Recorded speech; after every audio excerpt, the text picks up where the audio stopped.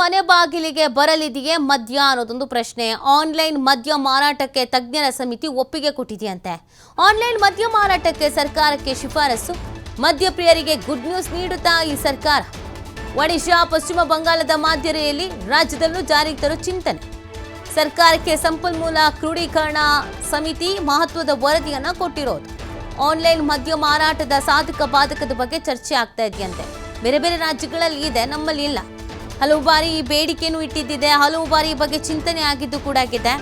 ಆನ್ಲೈನಲ್ಲಿ ಈಗ ನಾವು ಮನೆಗೆ ಫುಡ್ಡು, ಫ್ರೂಟ್ಸು, ಮೆಡಿಸನ್ಸು ಎಲ್ಲವನ್ನೂ ಕೂಡ ಆರ್ಡ್ರ್ ಮಾಡ್ಕೊಳ್ಬೋದು. ವಿತಿನ್ ಸೆಕೆಂಡು, ವಿತಿನ್ ಮಿನಿಟಲ್ಲೆಲ್ಲ ಬರುತ್ತೆ. ಇವಾಗ 10 ನಿಮಿಷದೊಳಗಡೆ, 6 ಮಿನಿಟ್ಸ್ ಒಳಗಡೆ ಅಂತ. ಅದೇ ಥರ ಈ ಮದ್ಯಪ್ರಿಯರು ಬಹಳ ವರ್ಷಗಳಿಂದ ಯಾಕೆ ಹಿಂಗೆ ಆನ್ಲೈನಲ್ಲಿ ಮದ್ಯವನ್ನು ಬರಬಾರ್ದು, ಮನೇಲೆ ಕೂತ್ಕೊಂಡು ಆರ್ಡ್ರ್ ಮಾಡ್ಬೋದಲ್ಲ. ಕೆಲವರಿಗೆ ಹೋಗೋದಕ್ಕೆ ಮುಜುಗರ, ಕೆಲವರಿಗೆ ಅಯ್ಯೋ ಅಲ್ಲಿ ತನಕ ಯಾರು ಹೋಗ್ತಾರೆ ಅಂತ ಮನೇಲೆ ಕೂತ್ಕೊಂಡು ಆರ್ಡ್ರ್ ಮಾಡ್ಬೋದಲ್ಲ ಅಂತ. ಬಟ್ ನಮ್ಮಲ್ಲಿ ಅದಕ್ಕೆ ಅಂತಲೇ ಒಂದು ಸಮಿತಿ ರಚನೆ ಆಗಿತ್ತು. ಅವರೇನೋ ಓಕೆ ಫೈನ್ ಆನ್ಲೈನಲ್ಲಿ ಮಾಡ್ಬೋದು ಅಂತ ಹೇಳಿದಾರಂತೆ. ಇದು ಸರ್ಕಾರಕ್ಕೆ ಸಂಪನ್ಮೂಲ ಕ್ರೋಢೀಕರಣನೂ ಆಗತ್ತೆ. ಮನೇಲೆ ಕೂತ್ಕೊಂಡು ಆನ್ಲೈನಲ್ಲಿ ಆರ್ಡ್ರ್ ಮಾಡ್ಕೊಂಡು ಕುಡಿಯೋದು ಅಂತಂದರೆ ಎಷ್ಟು ಜನ ಕುಡಿಬೋದು ಯೋಚನೆ ಮಾಡಿ ನೀವು. ಈಗ ಬಾರ್ಗೋ ಪಬ್ಬಿಗೋ ಹೋಗಬೇಕು ತರಬೇಕು ಅಂತಲೇ ಎಷ್ಟೋ ಜನ ಹೋಗಲ್ಲ. ಅಂಥದ್ರಲ್ಲಿ ನೀವು ಆರಾಮಾಗಿ ಮನೆ ಹತ್ರ ಇದ್ದಾಗ ಮನೆಗೆ ತಂದು ಕೊಟ್ಟು ಹೋಗ್ತಾರೆ. ಹೀಗಿರಬೇಕಾದ್ರೆ ಓಕೆ ಫೈನ್, ನಮಗಿದು ಖುಷಿ ಅನಿಸುತ್ತೆ ಅನ್ನೋದೊಂದು ಲೆಕ್ಕಾಚಾರ. ಮಾಹಿತಿ ನೀಡ್ತಾರೆ ನಮ್ಮ ಪ್ರತಿನಿಧಿ ಕೃಷ್ಣ. ಇದು ಬಹಳ ವರ್ಷಗಳಿಂದ ಚರ್ಚೆಯಲ್ಲಿರುವಂಥ ವಿಚಾರ. ಈಗ ಶಿಫಾರಸು ಆಗಿದೆ ಅಂತ ಹೇಳ್ತಾ ಇದ್ದಾರೆ. ಸಮಿತಿ ಏನು ಹೇಳ್ತಾ ಇದೆ, ಸರ್ಕಾರ ಏನು ನಿರ್ಧಾರ ಕೈಗೊಳ್ಬೋದು?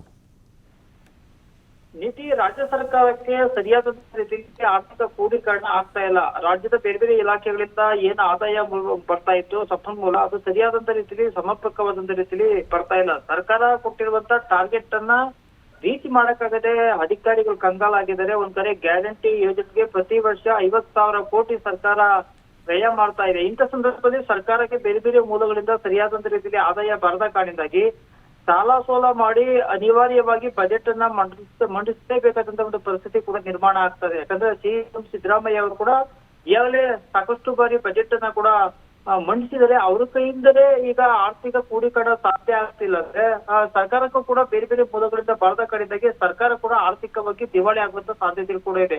ಇಂಥ ಸಂದರ್ಭದಲ್ಲಿ ಸರ್ಕಾರ ಅಬಕಾರಿ ಇಲಾಖೆಗೆ ಪ್ರತಿ ವರ್ಷ 40ರಿಂದ 45 ಸಾವಿರ ಕೋಟಿ ಆದಾಯದ ಟಾರ್ಗೆಟ್ ಅನ್ನು ಕೂಡ ಸರ್ಕಾರ ಕೊಡ್ತಾ ಬರ್ತಾ ಇದೆ. ಅದೇ ಸರ್ಕಾರ ಕೊಟ್ಟಿರುವಂತಹ ಆದಾಯ ಟಾರ್ಗೆಟ್ ಅನ್ನ ರೀಚ್ ಮಾಡಕ್ ಆಗ್ತಾ ಇಲ್ಲ. ರಾಜ್ಯದ ಅಲ್ಲಿ ಸರಿಸುಮಾರು ಪ್ರತಿ ವರ್ಷ 2 ರಿಂದ 3 ಸಲ ಮದ್ಯ ಮಾರಾಟವನ್ನ ಮದ್ಯ ರೇಟ್ ಅನ್ನ ಹೆಚ್ಚಳ ಮಾಡ್ಬೇಕಂತ ಅನಿವಾರ್ಯ ಪರಿಸ್ಥಿತಿ ಕೂಡ ನಿರ್ಮಾಣ ಆಗ್ತದೆ. ಮದ್ಯದ ರೇಟ್ ಅನ್ನ ಹೆಚ್ಚಳ ಮಾಡಿದ್ರು ಸಹ ಸರ್ಕಾರಕ್ಕೆ ಆದಾಯ ಬರ್ತಾ ಇಲ್ಲ. ಸರ್ಕಾರ ಕೊಟ್ಟಿರುವಂತಹ ಟಾರ್ಗೆಟ್ ಅನ್ನು ರೀಚ್ ಮಾಡಕ್ಕಾಗದಂತ ಪರಿಸ್ಥಿತಿ ಇವತ್ತು ರಾಜ್ಯ ಅಬಕಾರಿ ಇಲಾಖೆ ಅಧಿಕಾರಿಗೆ ಕೂಡ ಎದುರಾಗಿದೆ. ಹೀಗಾಗಿ ಕಳೆದ ಕೆಲ ತಿಂಗಳ ಹಿಂದೆ ಸರ್ಕಾರವೇ ಕೂಡ ಅಬಕಾರಿ ಇಲಾಖೆಯಲ್ಲಿ ಬರ್ತಾ ಇರುವಂತಹ ಆದಾಯವನ್ನ ಹೆಚ್ಚಳ ಮಾಡಬೇಕು ಅನ್ನೋ ಕಾರಣಕ್ಕಾಗಿ ಸರ್ಕಾರ ತೀರ್ಮಾನವನ್ನ ಮಾಡಿತ್ತು.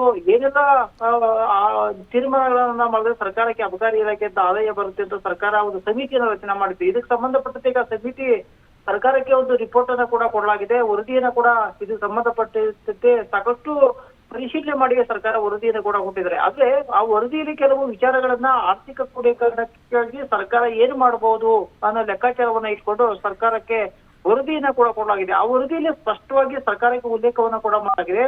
ಅಬಕಾರಿ ಆದಾಯವನ್ನ ಹೆಚ್ಚಳ ಮಾಡ್ಬೇಕಂದ್ರೆ ಆನ್ಲೈನ್ ಮಾರಾಟವನ್ನ ನೀವು ಅನುಮತಿ ಕೊಟ್ರೆ ಅದು ಹೆಚ್ಚಿನ ರೀತಿಯಲ್ಲಿ ಆದಾಯ ಬರುತ್ತೆ ಅನ್ನೋ ಉಲ್ಲೇಖವನ್ನು ಸಹ ಸರ್ಕಾರ ಮಾಡಿದೆ. ಈ ಹಿಂದೆ ಇದೇ ಪ್ರಸ್ತಾವನೆ 2020ರ ಸಂದರ್ಭದಲ್ಲಿ ಸರ್ಕಾರ ಆನ್ಲೈನ್ ಮದ್ಯ ಮಾರಾಟಕ್ಕೆ ಅವಕಾಶವನ್ನ ಕೊಡಬೇಕು ಅನ್ನೋ ಲೆಕ್ಕಾಚಾರವನ್ನು ಕೂಡ ಸರ್ಕಾರಕ್ಕೆ ಕೂಡ ಇಟ್ಟಿತ್ತು. ಅಂತ ಸಂದರ್ಭದಲ್ಲಿ ರಾಜ್ಯದಲ್ಲಿ ಆನ್ಲೈನ್ ಮದ್ಯ ಮಾರಾಟವನ್ನ ಕೊಟ್ರೆ ಸಾಕಷ್ಟು ಸಮಸ್ಯೆಗಳು ಎದುರಾಗುತ್ತೆ. ಮದ್ಯ ವ್ಯಸನಿಗಳ ಸಂಖ್ಯೆ ಕೂಡ ಹೆಚ್ಚಳ ಆಗುತ್ತೆ. ಮಕ್ಕಳಲ್ಲೂ ಕೂಡ ಅದರ ಎಫೆಕ್ಟ್ ಬೀರುತ್ತೆ ಕಾರಣಕ್ಕಾಗಿ ಸರ್ಕಾರ ಅದನ್ನ ತಿರಸ್ಕಾರ ಮಾಡುವಂತ ಪ್ರಯತ್ನವನ್ನ ಮಾಡಿತ್ತು. ಆದ್ರೆ ಈಗ ಸಮಿತಿ ಕೂಡ ಸರ್ಕಾರಕ್ಕೆ ಇದೇ ರೀತಿಯ ಶಿಫಾರಸನ್ನ ಮಾಡುವಂತ ಪ್ರಯತ್ನವನ್ನ ಮಾಡಿದ್ರೆ ಜಿಗ್ಗಿ ಜಮಾಟಗಳ ಮೂಲಕ ರಾಜ್ಯದ ಬೇರೆ ಬೇರೆ ಭಾಗದಲ್ಲಿ ಆನ್ಲೈನ್ ಮೂಲಕ ಮದ್ಯ ಮಾರಾಟವನ್ನ ಮಾಡಿದ್ರೆ ಸರ್ಕಾರಕ್ಕೆ ಅತಿ ಹೆಚ್ಚಿನ ರೀತಿಯಲ್ಲಿ ಆದಾಯ ಬರುತ್ತೆ ಅನ್ನೋ ಲೆಕ್ಕಾಚಾರವನ್ನ ಇಟ್ಕೊಂಡು ಶಿಫಾರಸನ್ನ ಸರ್ಕಾರಕ್ಕೆ ಮಾಡುತ್ತೆ. ಆದ್ರೆ ಸರ್ಕಾರ ಸಮಿತಿ ಕೊಟ್ಟಿರುವಂತ ಶಿಫಾರಸನ್ನ ಸರ್ಕಾರಕ್ಕೆ ಗ್ರೀನ್ ಸಿಗ್ನಲ್ ಕೊಡುತ್ತಾ ಅನ್ನೋ ಅನುಮಾನ ಕೂಡ ಕಾಡ್ತಾ ಇದೆ. ಒಂದ್ ಕಡೆ ಮದ್ಯ ವ್ಯಸನಿಗಳ ಸಂಖ್ಯೆ ಹೆಚ್ಚಳಾಗುವಂತ ಆತಂಕ ಸರ್ಕಾರವನ್ನ ಕೂಡ ಕಾಡ್ತಾ ಇದೆ. ಆದ್ರೆ ಆರ್ಥಿಕ ಕ್ರೋಢೀಕರಣವನ್ನು ಕೂಡ ಸರ್ಕಾರ ಪರಿಗಣಿಸಬೇಕಾದಂತ ಪರಿಸ್ಥಿತಿ ಕೂಡ ನಿರ್ಮಾಣ ಆಗುತ್ತದೆ. ಇಂಥ ಸಂದರ್ಭದಲ್ಲಿ ಸರ್ಕಾರ ಸಮಿತಿ ಕೊಟ್ಟಿರುವಂತ ಶಿಫಾರಸನ್ನ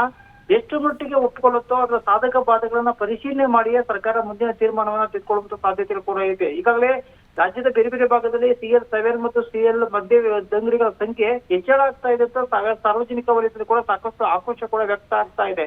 ಇಂಥ ಸಂದರ್ಭದಲ್ಲಿ ಮನೆ ಮನೆಗೆ ಮದ್ಯ ಮಾರಾಟ ಮಾಡಿದ್ರೆ ಅದು ಇನ್ನಷ್ಟು ಸಮಸ್ಯೆಗಳನ್ನ ಇನ್ನಷ್ಟು ಗೊಂದಲಗಳನ್ನ ಸೃಷ್ಟಿ ಮಾಡುವಂತ ಸಾಧ್ಯತೆ ಇರೋ ಕಡೆಗೆ ಸರ್ಕಾರ ಈ ಶಿಫಾರಸನ್ನ ಎಷ್ಟರ ಮಟ್ಟಿಗೆ ಪರಿಗಣಿಸುತ್ತೆ ಕೂಡ ನೋಡ್ಬೇಕಾಗಿರುವಂತದ್ದು ನೀತಿ. ಓಕೆ, ಥ್ಯಾಂಕ್ ಯು ಕೃಷ್ಣ ತಮ್ಮೆಲ್ಲ ಡೀಟೇಲ್ಸ್ಗೆ.